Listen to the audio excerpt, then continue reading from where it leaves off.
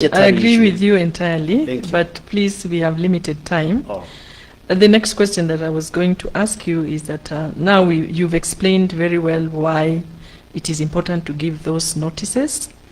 What other dangers do you see that are fraught with courts declaring statutes or parts of the statutes to be unconstitutional? I don't know whether I've gotten the question clearly.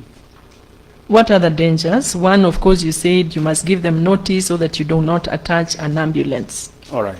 Yeah. So the reasons why you need to exercise some caution in declaring a statute unconstitutional is the laguna that is likely to obtain upon declaration of that statute as unconstitutional.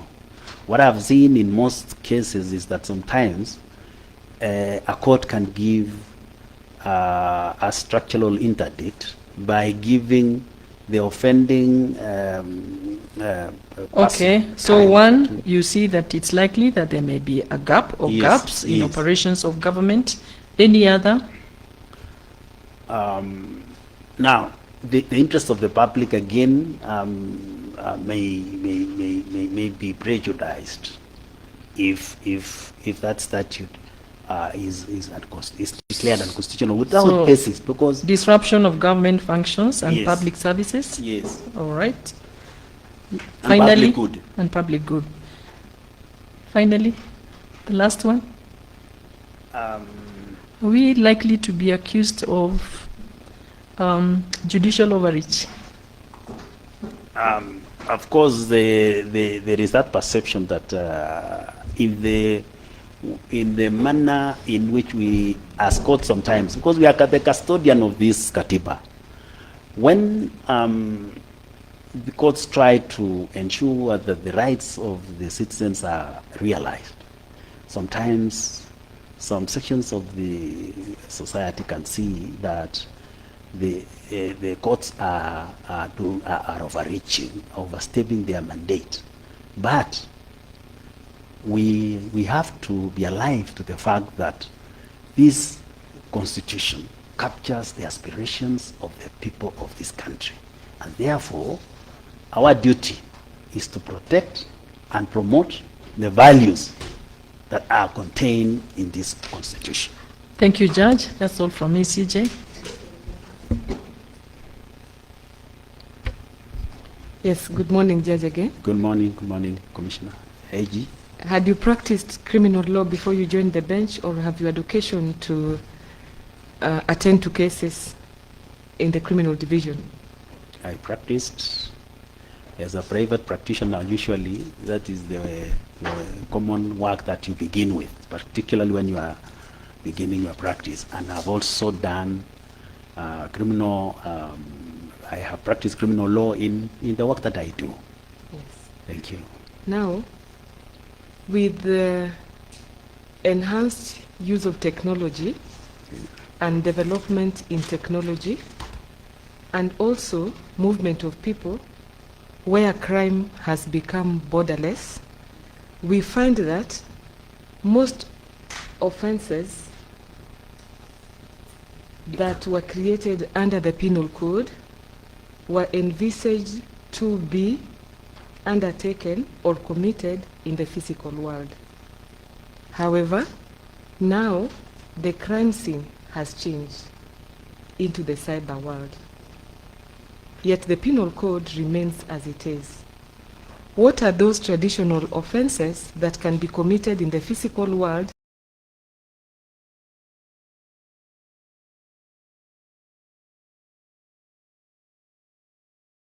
and can also be committed in the cyber world? Now, what comes to my mind are crimes to do with the property, like theft. You know, somebody comes to your house and steals a goat, right? So that is physical, or steals your sheep, or steals whatever physically, that property that belongs to you. But now, things have changed. People can now make use of technology to come and hit your account, hack your account without your knowledge.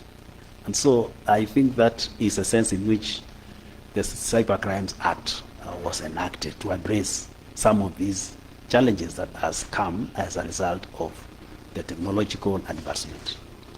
Thank you. Let's develop that a bit. The crime of theft.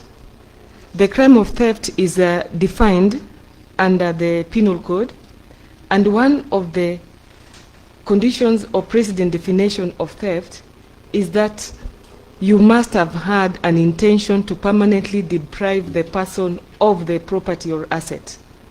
Permanent deprivation. Taking that into account and having agreed that technology has influenced human life, we now have tangible assets. Do you understand the term tangible assets? Yes.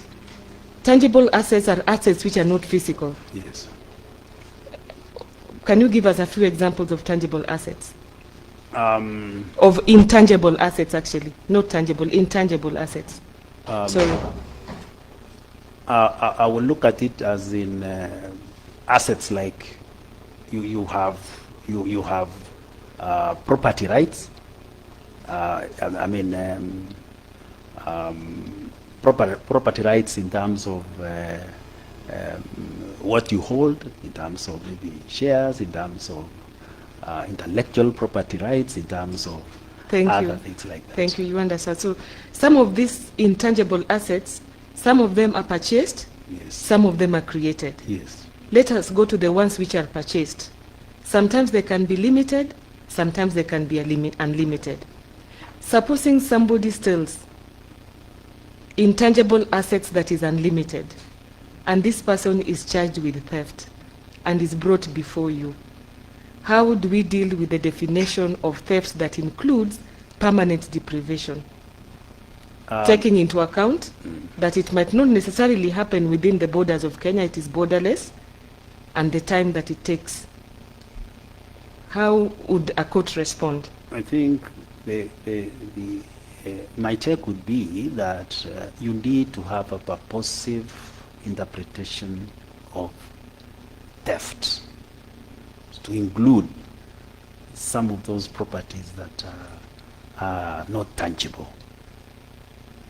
That would be my take. If there is no law that addresses it directly, but if there is a law that has been enacted that addresses that issue, then you look at the definition therein. So do you think there is a need for us to look at our criminal laws to take into account some of these assets, procedures, and ways of committing crime that are emerging with the use of technology? That is exactly, you have captured it exactly. Law should actually be dynamic because people keep on changing. What was obtaining 20 years ago, right now, it's totally different. And would you be able to appreciate the need to capacitate law enforcement agencies and the need of the judiciary and the appellate courts to appreciate the challenges law enforcement would face, taking into account what we've talked about?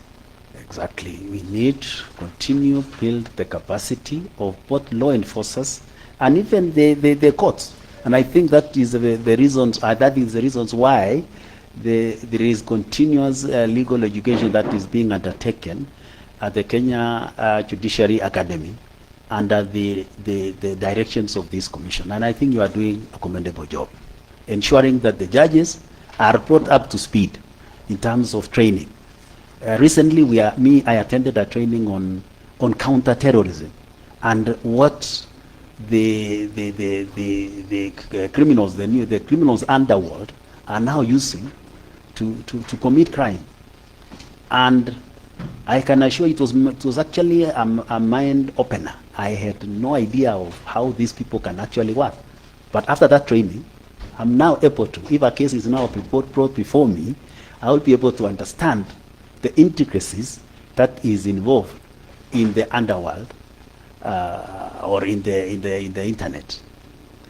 I appreciate that. Now that you attended a counter-terrorism course, maybe you could tell us, why do we normally say that terrorism, the offenses with regard to terrorism and terrorism financing are preemptive.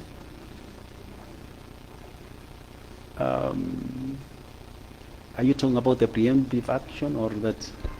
We have offenses like murder, which is after the fact. Yes. Most offenses created in relation to terrorism, counter-terrorism, terrorism, and terrorism financing are preemptive. Meaning that they don't have to be completed to prove an offense. Of course, because the intention alone, you look at the intention to cause a huge harm to the public, you know, and when you look at the harm that is likely to be caused, that is why now you look at into that preemptive action to ensure that that action, that preemptive action is taken as an offense, is defined as an offense, so that it is the country is able to deal with the threat before it actually can be actualized, like what it happened in Nairobi a few decades ago. Thank you, and I appreciate your answers. Thank you.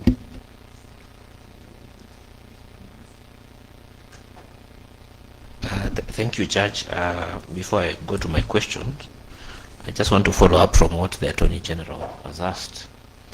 And I heard you say that you can give a purposive interpretation of the law to cover up for a lacuna in criminal law. Won't that be replacing your judgment in place of Parliament? If there is no law,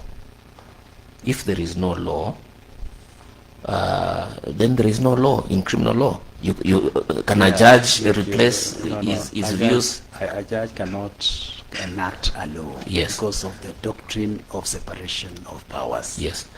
But you are talking of a situation, yes, where an offense has been committed. Yes. And that offense is theft.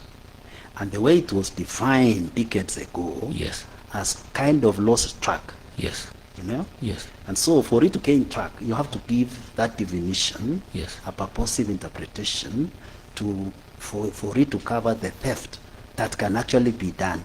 You see, the end result or the end product is theft. Somebody depriving you permanently of what you own, what you have worked for. You earn a hard-hand cash or income or asset. But that is how I will look at it. Okay, but if it does not exist, it just doesn't exist. It does, so then why would you replace your values or your because, for instance, from my recollection, corruption was not defined as an offense up to around early 2000. So before then it was not there. So would a judge create such an offense through interpretation of the law? No. Okay. Yeah. All right. Now, this court that you aspire to go to, the Court of Appeal, does it have original jurisdiction to declare a statute unconstitutional? It doesn't have original jurisdiction under the Appellate Jurisdiction Act. Yes. I think it's Section 3. Yes. The jurisdiction of the COA is limited to appeals that emanate from the High Court and courts of equal status and also tribunals. Okay. So unless that question of declaring a statute has been a subject of adjudication in the High Court, the Court of Appeal wouldn't be able to go into it. I think there's a decision of the Supreme Court in that regard. Yes. Now, coming to that decision of the Supreme Court, if it is a decision that has been made with respect to a statute, say by one of the superior courts, and then it is concluded and it comes up to the Court of Appeal,